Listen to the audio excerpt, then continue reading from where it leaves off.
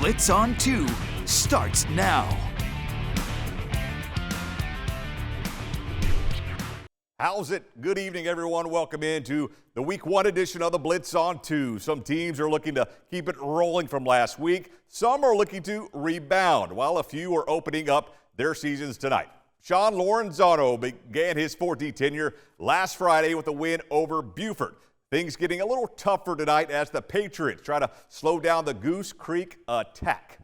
Gators trying to snap a 10-game losing streak in the series. First drive, Kamani Clary dropping back to pass, looking for someone to fire to over the middle, gobbled up by Nazir Spates for the sack. Gators end up punting. Next drive, Malik McGowan, their bell cow, up the middle. Watch him tote the rock. Bounces off tackles. A big game for number 9, the reigning region player of the year. Later on the drive, 4th down inside the red zone. Kamani Clary drops back to pass. It is broken up by Jackson King over the middle. 4D takes over on downs. Gators defense responds on Fort's next drive. A host of Gator defenders stop the Patriots right there on 3rd down. Fort D has to punt. Back and forth we go. Second quarter, still scoreless. Ryan Campbell gets loose down the sideline for a big gain right here. The junior should have a big year for the Patriots. Finally knocked out of bounds. That sets up a Fort field goal attempt right here. Fort trying to get on the board, but it is woefully short. Rolls right there to my feet and my red kicks. We go to the board. We finally get some action after I leave. How about this? Make it 11 straight in the series. Fort D wins 21-20. To Flowertown we go. Green Wave hosting South Florence. Somerville up 22-7 right when we get there. Then South Florence gets on the board. Some tough yards. The Bruins make it a 8-point ball game. Somerville responds. Jaden Cummings over the middle to the law firm. Jaden Kelly Murray moves the chains. Then El Presidente Keyshawn Washington totes the rocks. Watch Keyshawn, big gain up the middle, bounces off the tackle, then brought down. Somerville would have to settle for a field goal. Snaps down, the kick up. It is good. Somerville, they go up 25-14, and they go on to win as we go to the final score. Green Wave 45, South Florence 20.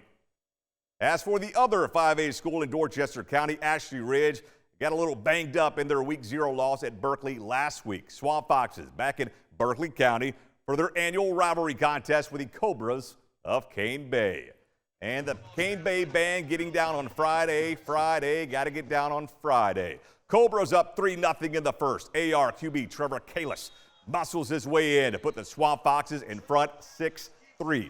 Cane Bay responds on the first play, maybe the second of the ensuing drive. Austin Seabrook takes the handoff, gets to the outside, and that's all she wrote. TD Cobras, they're back in front 10-6. We may see this play later in the night. Ashley Ridge answers on the other end. Kalis dumps it off to Braden Amerson. Amerson in for the score. Ashley Ridge back in front 12-10. It's like a ping pong match back and forth. Back come the Cobras. Corin Hope out of your screen, then into your screen, out races the AR defense to put Cane Bay back in front, 16-12. Minutes later, they add to the lead, less than 90 ticks to go before half. Cameron Smalls, you're killing me, Smalls, rumbles in to make it 22-12. Cobras at the break. Can they hold on? No. How about this second half right there by Ashley Ridge? They come back to knock off Cane Bay 42-29. Your final.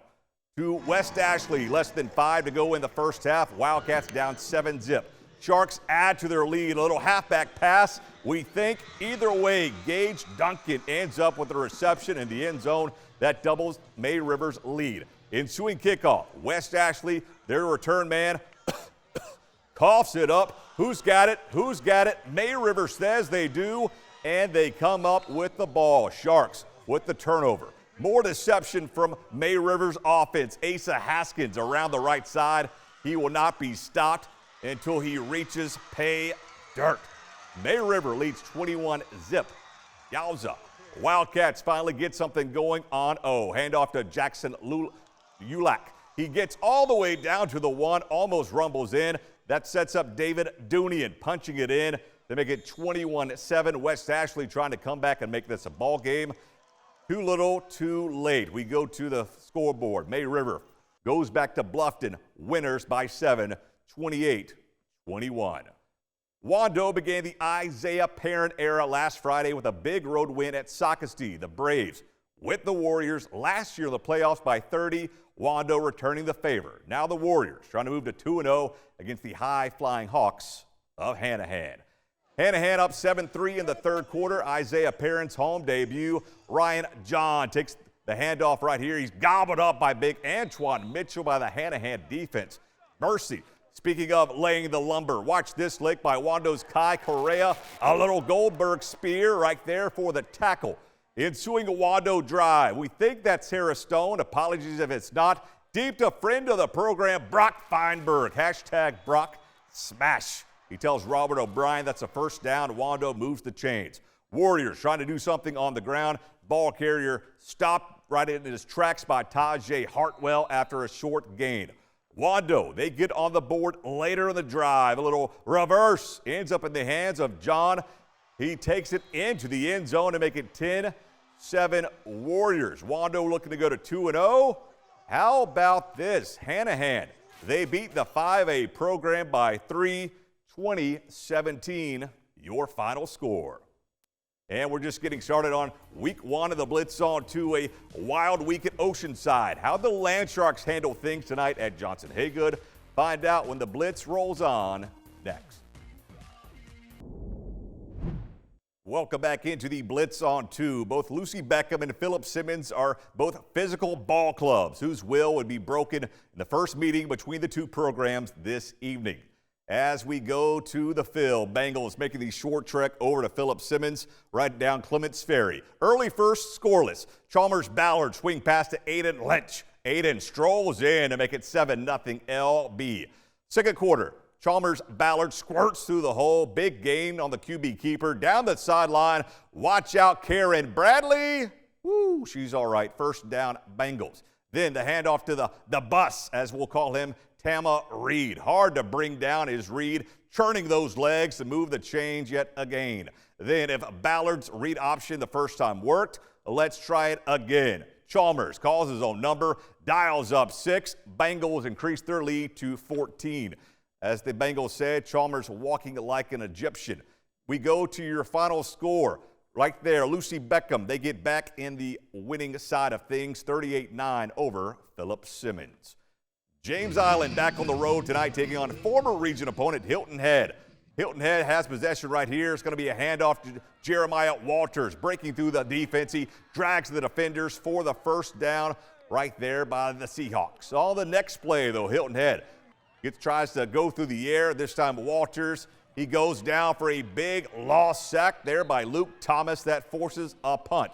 James Island now on offense, looking to move the sticks, get some points on the board. However, Jalen Brown Singleton taken down short of the line to gain, as not much going on tonight in Hilton Head. As we go to your final score, James Island moves to 1-1. They get their first win of the year, 24, Hilton Head, nothing.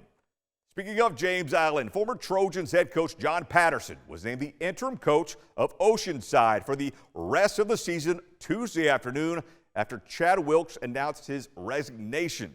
Land Sharks trying to regroup tonight in their home opener. And Patterson leading the Land Sharks against Calvary Day out of Savannah. First quarter scoreless. James Mobley, little pop pass to Sam Anderson. Robert O'Brien gets a little faked out. A big gain down inside the 25. That leads to Mobley on the slant to Thomas Blackshear. Cavs strike first to lead 6-0. PAT no good. That made it 6-0. Second quarter, Mobley going for more, picked off by the Book of Mormon. Max Mormon with a huge return right there on the interception down inside the Calvary Day red zone. Max could have a big year for the OCAD. A few plays later, Terrence Johnson, number 4 from 4 yards out. Give it to him. We are tied at 6. A back and forth affair this evening at Johnson-Haygood. We go to the final score. How about this? Oceanside squeaks one out over Calvary Day, 16-15, your final score. After one of the longest coaching searches in state history, former Gamecock Eric Brown taking over at St. John's. Islanders hosting BE. Big game by friend of the program, Nate Anderson, on the Bishop's first drive. He loses the rock. BE recovers. Later, he finishes what he started. TD Bishops, they take the early lead on Johns Island. St. John's backed up deep in their territory. Ball snapped over the QB's head. He's tackled in the end zone by a host of Bishops for the safety. Ensuing kickoff, nice return by Jacob Mahoney. Right here, gets it maybe about midfield. That sets BE up in great field position. Nice gain by Jacob. That leads to this. Quinn Mahoney, not sure if related, a pretty pass over the top into the waning arms of Nicholas Bernetti for the score. Little dropped it in the bucket. Bishop England blanks St. John's this evening, 56-0, your final score. In the Skeezer ranks, Pinewood had their hands full tonight against the juggernaut known as Hammond.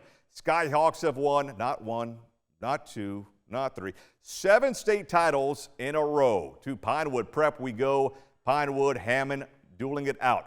First drive here for Hammond. They get on the board early. The QB, Andrew Turner, up the middle. He scores. That makes it 7-0 Hammond. Then Turner goes to the air to Dalen Haltwanger. Dalen all alone by his lonesome strolls in. That makes it 14-0. Then Turner goes to the other side to Michael Tyler. Mike Tyler, the LSU commit. And I think you see why. He hauls it in, and I think you see where we're going. That made it 21-0. Tough sledding tonight for Pinewood against Hammond. Pinewood falls 48-14, your final score.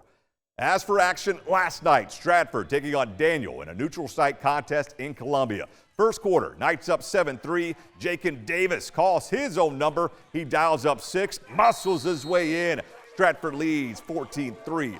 Daniel back within 4. Lions running back Tremaine Davis had himself a ball game. Breaks through an arm tackle. He scoots in from 31 yards out. Daniel goes in front 17-14. Back comes Stratford. This time, Jakin airing it out, hits Sean Harris over the middle. Watches Harris, does the rest. 61-yard pitch and catch. Stratford has a 20-17 lead. However, Daniel goes on to win it in the fourth quarter by your final score of 52-36. I forgot that I didn't have a full screen. Yasmin, you're good. Speaking of full screens, Berkeley taking on Winter Park down in Central Florida last night. Stags come back late to give themselves a ball game, but not enough in the end, falling 19-14. A strong showing from Eric Lodge's bunch in the losing effort by Berkeley. And we're not done quite yet. Some more scores to show you, and the play of the night are on the other side. Don't go anywhere. More of the Blitz on 2 is next.